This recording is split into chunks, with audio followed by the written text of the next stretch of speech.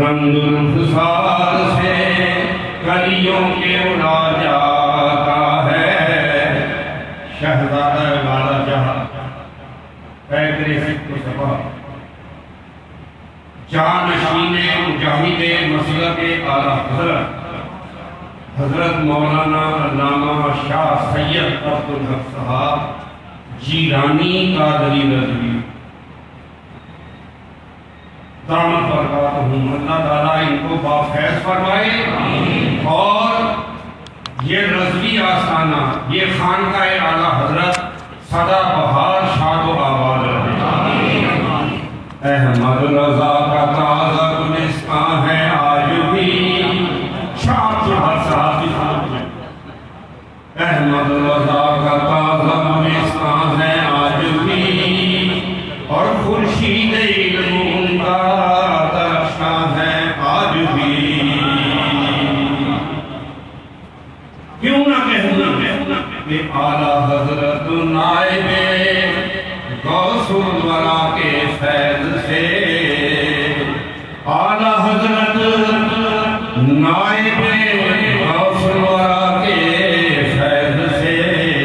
رحمت حق کی یہاں پڑتی ہی رہتی ہے بھرن، اور اعلیٰ حضرت جو کہ ہیں سرچشمہ علم و کمال، ان کے دم سے دین کا سرسبز ہے رنگی چمن۔ حجت الاسلام مولانا شاہ حامد رضا خلف اکبر خلیفہ اعظم اور بانی خانقاہ عالیہ رضویہ بریلی کی حجت الاسلام، جن کے چہرہ پرنور میں جگمگاتا تھا کمر اور مسکراتا تھا چمن،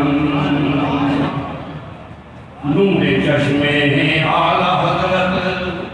راحت دل خستگاں، مفتی اعظم بنامے مصطفیٰ شاہ زمن۔ حضرت مجاہد مسلک اعلیٰ حضرت کی شخصیت مقدسہ کو دیکھنے سے روح روان سنیہ پیر طریقت علامہ قاری مصلح الدین کی یاد تازہ ہوتی، اور حضرت علامہ قاری مصلح الدین صدیقی قادری رضوی رحمۃ اللہ علیہ جو حضور حجت الاسلام کے مفید اور صدر الشریعہ اور مفتی اعظم کے خلیفہ اعظم، سبحان اللہ، ان کو دیکھنے سے صدر الشریعہ کی یاد تازہ ہوتی تھی، حجت الاسلام کی مفتی اعظم کی یاد، ان سب کی روحانیت کا ایک مجموعہ جس کا نام ہے علامہ سید شاہ سید شاہ تراب الحق کا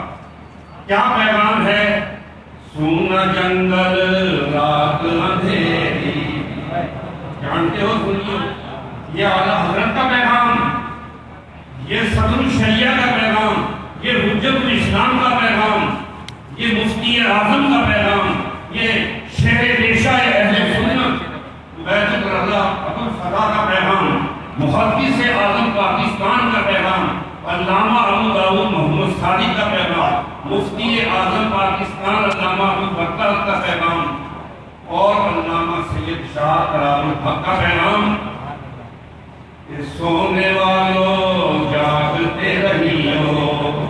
سونے والوں جاگتے رہیو، چوروں کی رکھوالی ہے،